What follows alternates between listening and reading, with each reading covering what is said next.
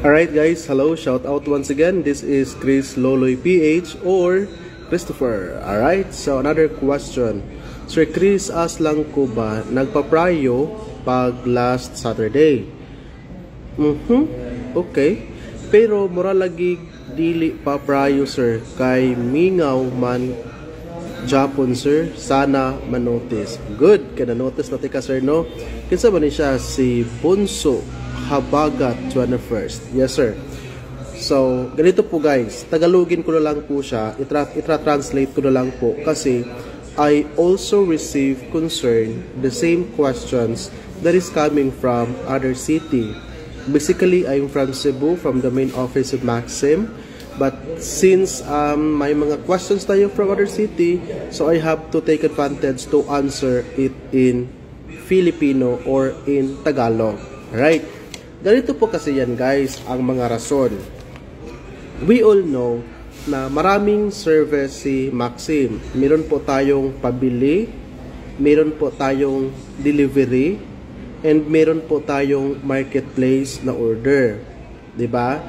Ngayon guys, pag naka-open ito lahat sa inyong taxi driver na application, so lahat po ng mga order nito ay makikita mo at magre-reflect sa inyong account.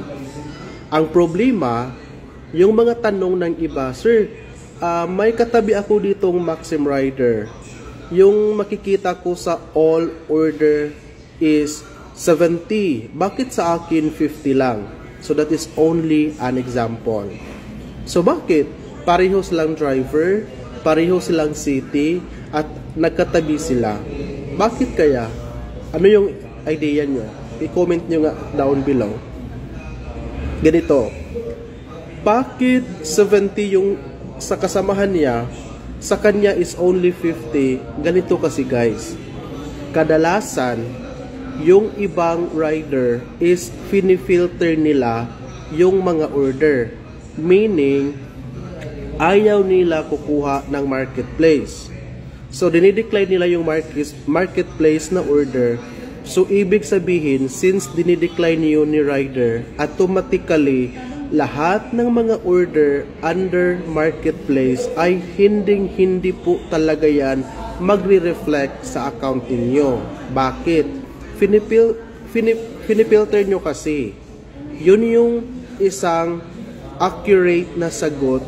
Bakit nga po iba yung number na makikita ko sa all orders at iba yung number na makikita ko sa kabilang driver?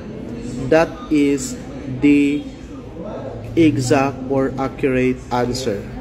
'Di ba? So I hope guys nasagot ko yung katanungan ninyo, and of course bago ko din po makalimutan ang mga update natin, maliban sa sasagutin ko yung tanong nyo, is hindi ko rin kalimutan na ipaalala sa lahat ng mga customers na posibleng makapanood sa live or sa response ko na ito, na kung sakali magpabook po kayo ni Maxim, may magte-text sa inyo, may tatawag sa inyo, magpa-as if na Maxim Rider or magpa-as if na seller sa mismong item, tapos magpapasend through GCash, wag po kayong maniniwala agad. Pag sabihin nilang isend mo sa ganito and ganyan, wag mong isend agad. Lalo't lalo na pera yung pinag-uusapan natin. Ang gawin po natin number 1 is dapat balikan po natin kung sino yung original na katransact mo. Halimbawa, kadalasan na mai-scam dito ay yung mga receiver. Bakit? Nilagay ni seller yung information ni receiver doon sa additional information ni receiver doon sa mismo additional information sa Maxim application.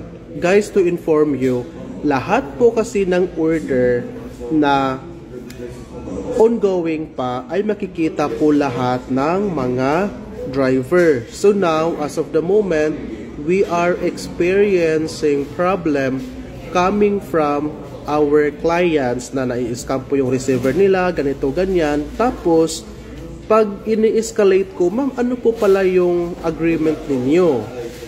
So sabi nila, sir, napagkasunduan po namin na na COD. So supposedly babayaran ni driver yung pag-pick up doon sa kanya ihatid. Ang problema is meron pong mga magpa-as if or magpapanggap na rider na sila daw yung assigned driver sa ganito ganyan, or sometimes magpa-as if na seller sa mismong booking. Kaya nga po mga mahal kong Maxim partner riders, nakiusap po ako sa inyo, just in case mag-execute po tayo ng order, no? Pag nag-execute po tayo ng order, please lang po nakikiusap kami dito sa office na once mag-execute kayo ng order, pag nakita nyo po yung information ni client, no, na nilagay ni information ni client, COD or yung phone number, pwede once ma-receive po natin yung order, agad po natin silang tawagan and sabihan natin, ito lang po ay nahingi lang po kami ng tulong galing sa inyo. Natawagan po natin na wag po maniwala na just in case may tatawag sa kanila or magte-text sa kanila na magpapasend ng GCash. Guys, always remember, you are sending money, so dapat we need to validate it. So, ang problema kasi is makumbinsi nitong mga scammer ang mga receiver na isend daw muna sa GCash kasi nahihirapan po sila maghanap ng rider. Hindi po yan totoo. In return, lahat po ng mga driver na magtitake ng order, lagi po nating tandaan guys, lahat po ng mga orders na nakabook sa atin, meron po talagang hindi legit. Ano po yung mga hint, palatandaan, or clue natin na ito po ay isang fraud transaction? Number 1, kung ito po ay nagbubook tapos nagpapabayad sa kahit saang remittances, yan po ay hint natin na pababayarin tayo online sa pamamagitan ng 7-Eleven, Palawan, Imluwilier, GCash, Paymaya, RD Pawn Shop, SM Hypermarket, Save More, and many more. Okay? So please intindihin po natin, wala po talagang mai-scam kung in the very beginning aware tayo or alam natin kung ano yung pwede at kung ano yung hindi pwede. I hope nagkaintindihan tayo guys, nang sa ganun is pa-aware po natin ang ating sarili at makaiwas din po tayo sa mga fraudster or sa mga scammer. Lastly, may mga scammer din po na nagbubook through Maxim application na minsan tatawagan nila kayo, magpakilala na isang Maxim employee, minsan ginagamit ang aking identification para maniwala kayo at babayaran nyo yung mga pinapabayad nila through online application. Guys, always remember and take note of this. Okay? Always remember, walang magpapaskam kung walang mang-scam. Or, ano ba? Walang scammer kung walang magpapaskam sa scammer. Nalilito ako. Basta ha, lahat po guys dito sa amin, kahit sino man sa amin, we will not call you or we will not contact you just in case na magpapabayad kami sa inyo online. No one is allowed to do it. Even if they are pretending that they are from the police station, they are lawyers, sometimes ginagamit nila yung mga kilalang tao, yung mga matataas na posisyon tulad ng mayor, board member, sometimes ginagamit nila yung manager ng Maxi, pangalan ko. Minsan sasabihin nila isa silang abogado or lawyer. So yung mga driver takot kasi lawyer to, ganito ganyan. Guys, as long as pinapabayad kayo online, yan po yung hint or clue, palatandaan natin na mag-overthink ka na.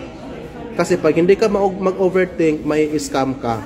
So please don't forget to share, don't forget to react, and don't forget to follow just in case baguhan pa po kayo sa Facebook page ko. Once again, this is Christopher, aka Chris Lolo.